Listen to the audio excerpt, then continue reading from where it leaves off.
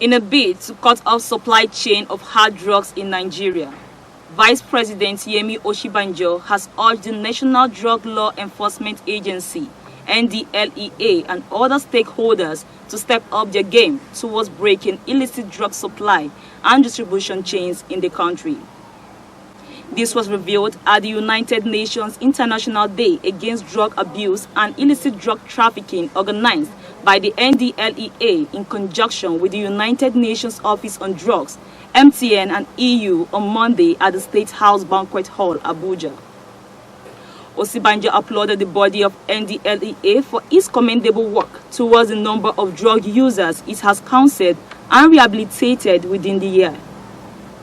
The burden of drug supply chain as well as its abusers has demonstrated that despite the existing drug laws, policies and strategies put forth, their supply tends to skyrocket on a daily basis.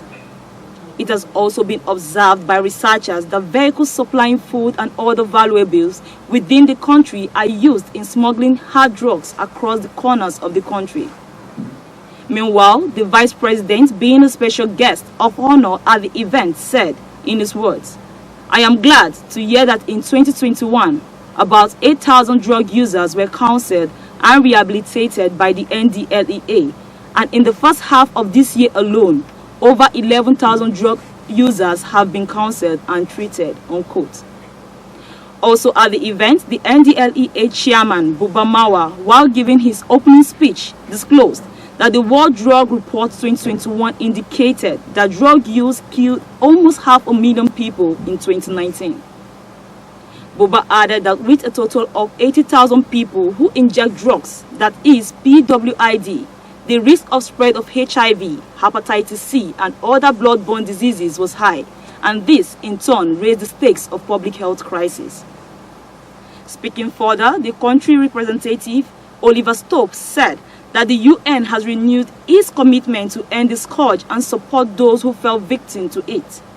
However, while unveiling the NDLEA testing kits and presentation to students that excelled in the MTN Quiz 2022, the Vice President charged all communities in the country to rise to the challenge of curtailing illicit drug supply, adding that the federal government will continue to support the NDLEA to fulfill its mandate.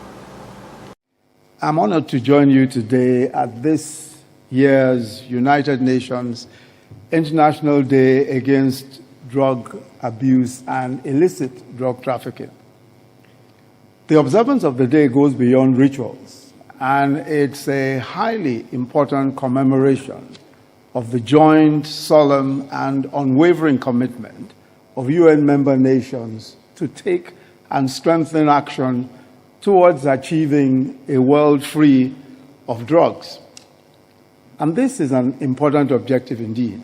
Drug abuse has become a global public health and socio-economic challenge. And it places a huge burden, as all of us have heard already, on our healthcare system. And it portends grave consequences for our young people and the productivity of our labor force. And it undermines the security of our communities. The UNODC reports that drug use was responsible for the death of almost 500,000 people in 2019, and drug use disorders resulted in the loss of 18 million years of healthy life. The 2018 National Drug Use Survey also revealed that Nigeria, at the time, that there were about 14.3 million drug users, of which close to 3 million suffered from drug use disorders. This figure represents a 14.4% prevalence rate in Nigeria, which is about 3 times the global average prevalence rate of 5%. The UNODC also, in its 2021 World Drug Report, projects that by 2030, the number of people using drugs around the world will rise by 11%, and by 40% in Africa alone. Of course, this is a disturbing projection because as the country with the largest population in Africa, this implies that Nigeria's use of drug abuse prevalence will rise substantially, especially considering the proportions that we are leaders in terms of population. In the past 17 months, the NDLEA, we're told, has recorded over 17,647 arrests of offenders, including 10 drug barons. And I'm sure that that number increases every day if you're following the news, with over 2,369 convicted persons and over 150,000 kilograms of drugs that have been seized within the same period. So the statistics show that 5.5% of the population aged between 15 and 64 years used drugs at least once since 2019. This is precisely the age bracket that we cannot afford to lose to drugs.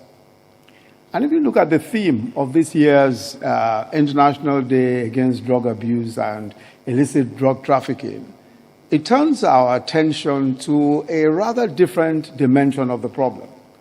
This is addressing drug challenges in health and humanitarian crisis, the increasing trends of drug abuse in areas of conflict and in post-conflict settings, such as in IDP and refugee camps. And this is of special concern to Nigeria, as we are in the throes of civil conflict and terrorism, resulting in the displacement of large numbers of our population. The problem is a hydra-headed one. First, conflict and instability undermine domestic law enforcement and compromise border controls, which makes smuggling of drugs much easier. The second is that young people, who are usually the most vulnerable to drug use, also form the majority of armed combatants, and not surprisingly, there's a widespread use of drugs by these terrorists. And of course, we've heard that already from the chairman of the NDLEA. And many of these terrorists and criminal armed groups, of course, use drugs extensively. Indeed, some studies have shown that after controlling for armed groups and individual-level variables, drug intake and alcohol consumption sharply increase the violent actions perpetrated during conflicts. Third is the triple jeopardy suffered by displaced persons, those in IDP camps and refugee camps. There is the trauma and stress of displacement. Its immediate consequences, of course, are unemployment, coping with new cultures, loss of self-esteem and hope. And this puts displaced persons at greater risk of substance abuse. For women and girls in particular, the situation is more harrowing. They're exposed to severe traumatic situations due to violence and sometimes sexual exploitation, especially in camps, which together with other stressful factors of displacement can lead to drug use. These problems are all worsened by the expected lack of access to treatment and therapies for drug abuse in refugee or IDP camps. We have all heard from the top. Let's keep out of drug abuse as well as drug supply to maintain a healthy Nigeria.